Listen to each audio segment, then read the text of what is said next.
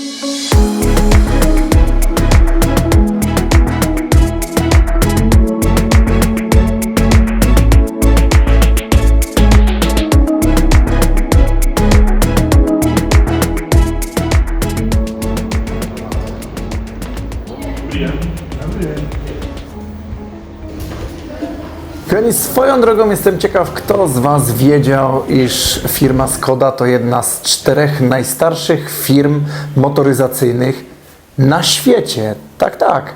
A produkty tej marki były tak doskonałej jakości i tak pożądane, że jeździły nimi nawet rodziny cesarskie Japonii i Chin.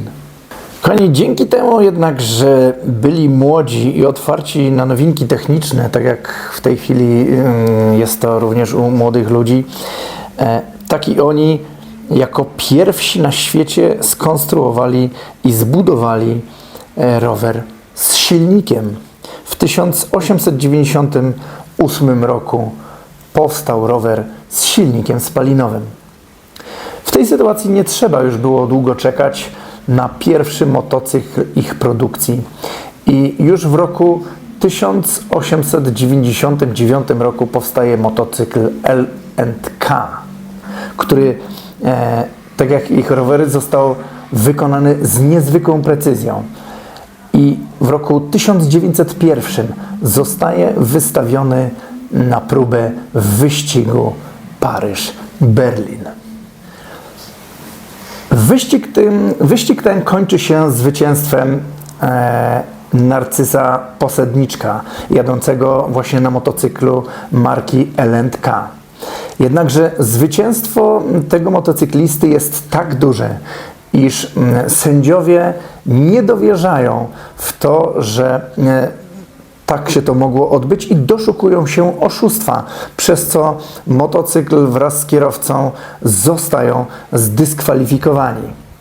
No cóż można powiedzieć, prawda była jednak taka, że nie tylko uczciwie ten rajd został wygrany, ale motocykl w czasie całego wyścigu ani razu się nie zepsuł. I to właśnie była największa tajemnica tego sukcesu. W 1905 roku powstaje pierwszy samochód pod marką L&K, a mianowicie model Vitorette. Był to dwuosobowy kabriolet wyglądający naprawdę elegancko i szybko stał się obiektem pożądania miłośników czterech kółek. Niestety powstają tego modelu jedynie 44 sztuki. W 1907 firma staje się spółką akcyjną, a za uzyskane pieniądze ze sprzedaży akcji firma rozszerza swoją paletę produktów oraz modeli i zatrudnia naprawdę najlepszych fachowców w swojej dziedzinie. To musi przynosić prawdziwe efekty. Jeszcze przed wybuchem I wojny światowej firma L&K była również jednym z czołowych producentów sprzętów i pojazdów militarnych, co jeszcze bardziej zwiększyło jej pozycję na świecie. Produkowano granaty, moździerze, a także samochody ciężarowe dla wojska. Kiedy w okresie międzywojennym świat opanował wielki kryzys, firma L&K w roku 1925 dokonuje fuzji z drugim wielkim gigantem Czechosłowacji, czyli właśnie ze Skodą. I od tego momentu pojawia się już nowa marka jako Skoda. Sama firma Skoda, będąca własnością Emila Skody, nie miała za wiele wspólnego z motoryzacją lekką tak zwaną, gdyż była to firma metalurgiczna i zajmowała się głównie odlewnictwem. Jednak jej ogromny majątek był w sporej części wynikiem produkcji dla tej właśnie gałęzi przemysłu, jakim jest motoryzacja. Firma produkowała stal pancerną, co przyniosło jej największą korzyść w trakcie I wojny światowej. Skoda reprezentowała głównie przemysł ciężki, zbrojeniowy, niemal na całym kontynencie, a dzięki fuzji z firmą L&K do swojej potęgi dołożyła również przemysł motoryzacyjny. Po połączeniu Skody z firmą L&K powstaje tak zwana super spółka. A w 1930 roku z tej właśnie super spółki, jaką była grupa Skoda, zostaje wydzielony osobny dział z siedzibą w Młodej Bolesław, która to zajmuje się właśnie projektowaniem i produkcją samochodów osobowych. Przed wybuchem II wojny światowej Skoda była na rynku czechosłowackim prawdziwym gigantem motoryzacyjnym. To właśnie w okresie międzywojennym powstają modele Favorit oraz Super B. Mniejszy model Favorit skierowany jest dla tworzącej się klasy średniej, jednak dystyngowana Super miała trafić do klientów z większym zasobem portfelów. I to właśnie w tym czasie ten model właśnie Skody Super trafia na rynek Japonii i Chin, a samochodami tymi jeżdżą właśnie rodziny cesarskie tych właśnie państw. Niestety dla marki Skody w 1939 roku Czechosłowacja zostaje przyłączona do III Rzeszy. Firmą zaczynają rządzić komendanci i oficerowie wojskowi na zlecenie samego Adolfa Hitlera, doprowadzając firmę do niemal całkowitej ruiny, zarówno finansowej, jak i wizerunkowej.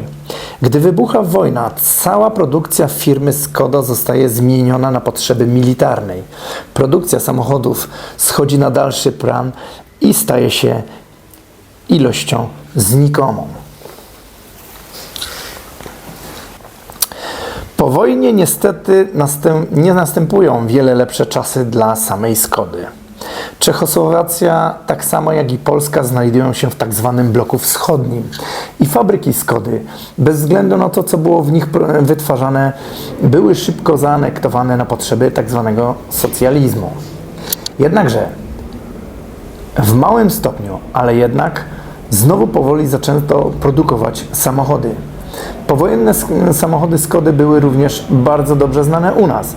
Modele takie jak Skoda 100 czy 120 były dość popularne na naszych drogach. Po upadku komunizmu w 1990 roku wyniszczona przez socjalizm Skoda potrzebuje silnego i bogatego partnera do współpracy.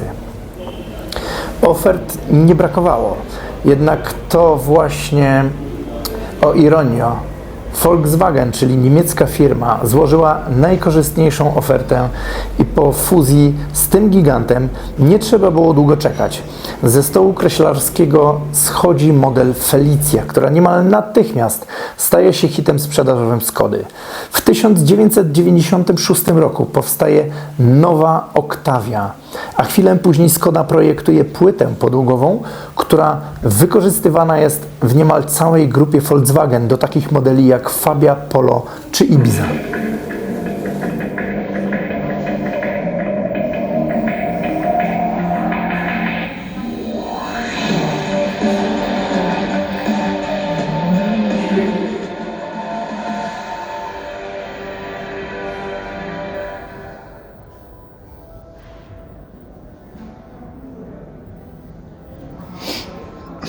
Fajna ta fureczka.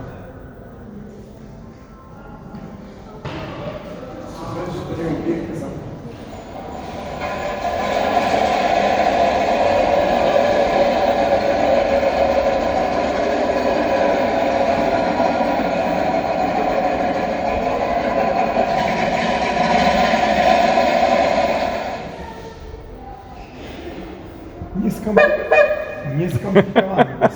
Jak kaszka. Można śmiało powiedzieć, że znowu zaczyna się złota era dla Skody.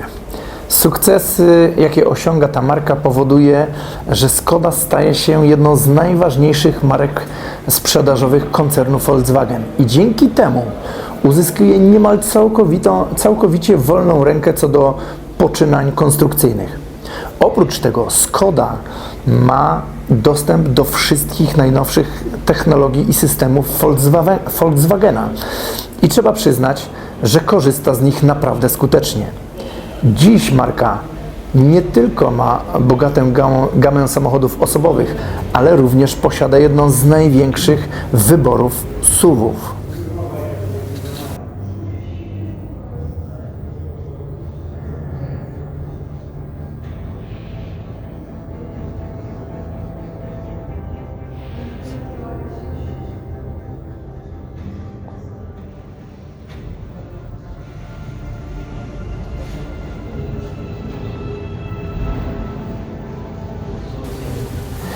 Kochani, jak widać, mądrość twórcza i biznesowa, jaką mieli pierwsi założyciele tej marki, czyli panowie Lauren i Clement, można zobaczyć nawet dziś. Samochody tej marki sprzedawane są na większości kontynentów. My możemy jedynie patrzeć z zazdrością na te świetne samochody naszych południowych sąsiadów, gdyż nasz przemysł motoryzacyjny w dziedzinie samochodów osobowych właściwie po upadku komunizmu przestał istnieć. Możemy tylko gdybać, co by było, gdyby nasze FSO zamiast w ręce Koreańczyków, którzy produkowali totalnie beznadziejnej jakości samochody DU, firma przeszła pod opiekę Volkswagena, który również był zainteresowany przejęciem FSO. Jak dziś wyglądałby nasz Polonez, czy też Warszawa lub Syrena? Niestety, już się tego nie dowiemy.